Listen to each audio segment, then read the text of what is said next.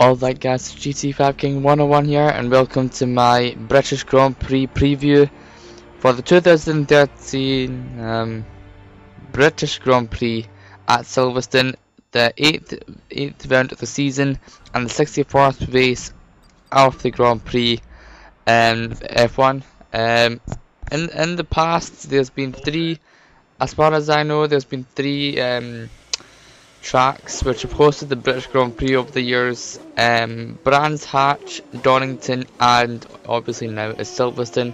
However, they are planning to move it back to Donington. I think they've cancelled that a few years ago. They were doing some refurbishments there to make the track well suited back to Formula 1, but I think they've gone into some financial difficulty and think they just cancelled it now. So anyway, we're into the past, 2013. Before I start this preview, as always, I wanna, first, my PS3 died again, and I can't do any Grid 2, and I can't transfer my files onto my new PS3 that I've got. So I can't do Grid 2 until I finally get all my data sorted. I'm playing F1 22 just now. Not career, I'm doing some multiplayer just now. And I started up on Gran Turismo 5 again. I want to start doing that from scratch. Might do Grid 2 from scratch because I wasn't that far in. I was probably at least, I don't know, 1.5 hours into Grid 2. So it wouldn't take that long. Just one gaming session and then I'm back into where we were last time. So without any further ado, let's get on with the news first before we go talk about the track. First of all, last week was the Le Mans. Well, last week as in the week before Silverstone, if you're watching this in the future. There was a death at Le Mans 24-hour. Alan Simonsen, I think that's how you say it, a Danish driver who sadly died at the corner before the Mulsanne Straight at the Circuit de la Sarthe. I think that's how you pronounce it. At the Le Mans 24-hour race, he was driving for Aston Martin in the V8 Vantage there, and it's a shame. I think it's the first death in the Le Mans 24-hour race since 1984. This clearly shows that even though people say that motorsport has progressed, and it has a lot, particularly Formula 1, safety has improved a lot, but F1 has still, motorsport will still be dangerous no matter what they do. If you think of some way which will probably prevent death, it's impossible. There's no way to prevent death in motorsport. I know it is a bit weird to say that, but we have to admit motorsport will always be dangerous, and yeah, will always be dangerous. You see some gameplay here. Mark Webber, who won the race last year, he has finally decided, well, not finally decided, but he decided to retire. Big shame for the F1 paddock. Probably Sebastian Vettel and Christian Horner are celebrating.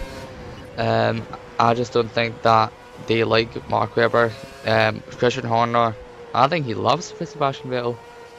Probably not in a gay relationship, but if that is this case, fuck's sake, that would be creepy as hell. Anyway. So yeah, Mark Webber's retiring. He is going to Porsche for the Le Mans to race there at Le Mans. It's not the only time he's raced, it's not the first time.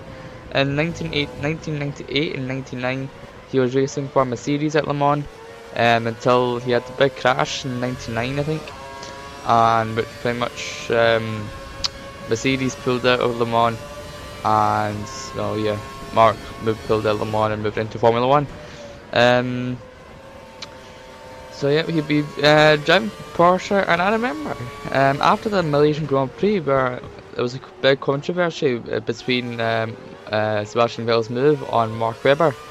There was a lot of rumours circulating around, and Mark Webber denied this, that Porsche was going to sign. Porsche said in a tweet, welcome to Porsche, Mark Webber, hope you have a good, successful time at Le Mans. It wasn't word by word, but it said something like that. and apparently that was not official Porsche Twitter page, but apparently it is real now. Porsche did confirm this. They were the first company or people to know to say welcome to Porsche.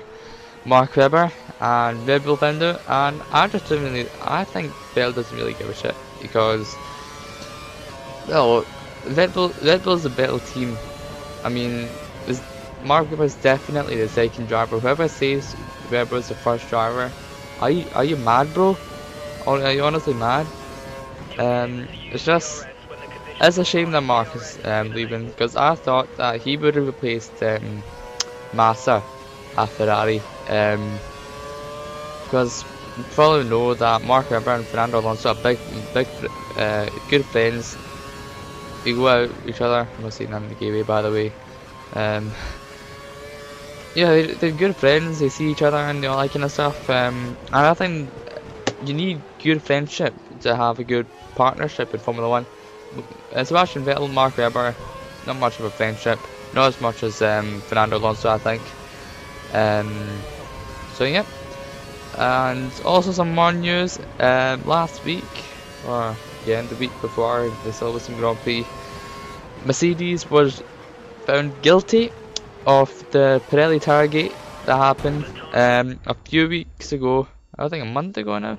After the Spanish Grand Prix, where Mercedes did an illegal tire test with Pirelli, a 1,000-kilometer tire test to test the 2014 tires. However, Mercedes claimed that they didn't know at the time what tires they were testing. They said they were just given a bunch of tires by Pirelli. Pirelli said test them, and that's it, pretty much. Mercedes was found guilty, and they were given a reprimand, which is pretty much a warning. You like fancy words in Formula One. Formula One's fancy. It's a fancy sport. It's a rich sport. Formula One needs fancy words. So yep, it's a reprimand or a warning, and they've been banned for the 3-day young drivers test at Silverstone this month. I don't really know when, probably a few weeks after the Grand Prix, which is a shame for Sam Bird, which is Mercedes' reserve driver.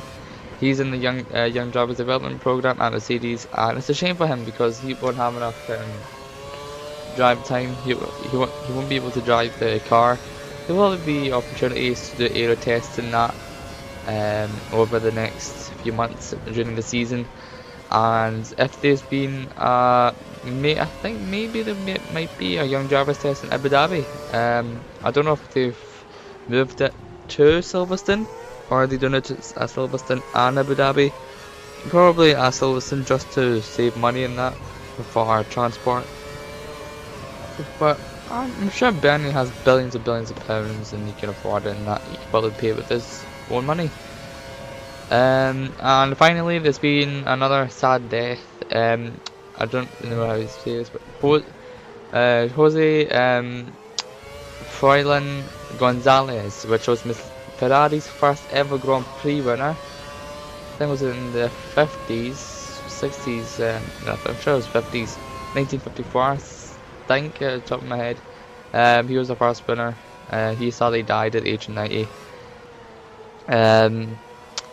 So yeah, that was pretty much a sad story in the world of motorsport, and which has been I think another 2 weeks of sorrow in motorsport. You have to remember the dead, Ayrton Senna, the greats. You also remember that motorsports are dangerous. It's a dangerous sport. It's the most dangerous sport in the world.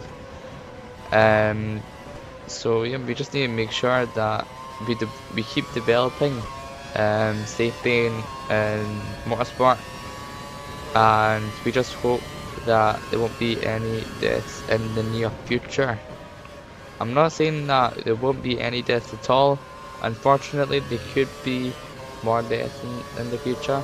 Hopefully not as much as we've seen before in the past, particularly in the 60s and 70s of Formula 1. And hopefully we won't see another Ayrton Senna crash, which was pretty horrific. So yeah, that's pretty much the news. So let's go into Silverstone. It says 54 lap race. It's a fast but technical track. Compared to Canada, it is Silverstone is a fast track, but you need a more downforce. There's a lot of fast corners, so you'll need a lot of downforce, and also because they're fast corners, the the track will be tough on tires, so teams will have to manage the tires good. This could possibly benefit Lotus and Force India. Over the past few races, their cars have been extremely strong, not extremely strong, but very strong, and in terms of tire consumption, in terms of saving the tires and that. Mercedes, if they win this race, then could they have benefited from the tire test? Because Monaco and Canada are two completely different tracks compared to Spain. Monaco more downforce, much slower track. Canada is a low downforce but high speed track. It's pretty much opposites of Spain.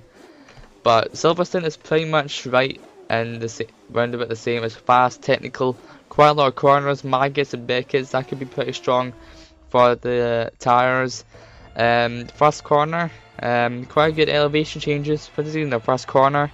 Particularly if people who drive on F1 2012, the game. Obviously, I know it's a game, but if you've driven on the game, you could feel that when you're going out the first corner, it dips and then rises again. You can feel the dip in the car. You can feel the steering wheel, the steering becoming light when you're turning out of turn 1 into turn 2. Quick right left chicane there, and so yep, it's quite a technical track. Hopefully we'll get some good racing. But in terms of weather, we're expecting sunny spells tomorrow and Friday. Saturday we're expecting a wet qualifying, which could be very interesting, and a cloudy race. But it's British weather, who knows what will happen. Another Mark Webber win. He's won twice here in 2010 and 2012, and Fernando Alonso won in 2011. Ferrari's looking pretty strong. However, they say in the drivers' press conference, Fernando Alonso said that Sebastian Vettel and Red Bull are making good progress with their car, and they're pretty much driving away from the rest of the field, Ferrari, Lotus, Mercedes. Force India are hoping to beat McLaren this weekend. McLaren, they've got a lot of pressure because it's a home Grand Prix for Jenson Button and McLaren, so they have to make sure that they've got a good package. They say that they've got a good package, but the simulator only says one thing, but the other thing is said on the track. So yep, that pretty much wraps it up. My predictions. Oh, my predictions. What shall I say? Who will win? I would think possibly a Red Bull or Mercedes win.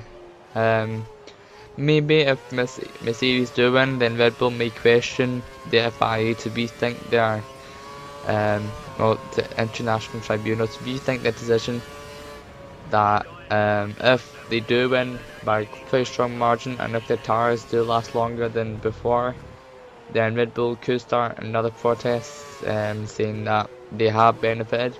But if it was the 2014 tires, I mean, we don't know. The FIA doesn't know. Only Pirelli knows that it was the 2014 tires. Mercedes do probably know, but however they did say they didn't know what tires they were given. They were just given a bunch of tires and told to test them. Then Pirelli would work out and that. Well, it was probably the 2014 tires. So yeah, I think that pretty much wraps that up. In terms of grid 2, I'll try and sort it out quickly. This will be my last video of the week. Don't even know why I said that, because so obviously it'll be different in the future. So yeah. thanks for watching. Like, subscribe, follow me on Twitter, follow my blog. The links will be in the description below. Hoping to get the last of us, and I was thinking possibly for the PS4 I'll make another channel only for other gameplay. I'll keep this channel 100% for Formula 1 and for motorsport. Might put some more Grid 2. I want to finish Grid 2, but I think it would take us so much. If it takes a long time, then I might just stop it, but I don't want to stop. I'm enjoying the game. I hope you guys are enjoying the game as well. So yeah, thanks for watching. Like, subscribe, and catch you later. Hope enjoy the race. So catch yous.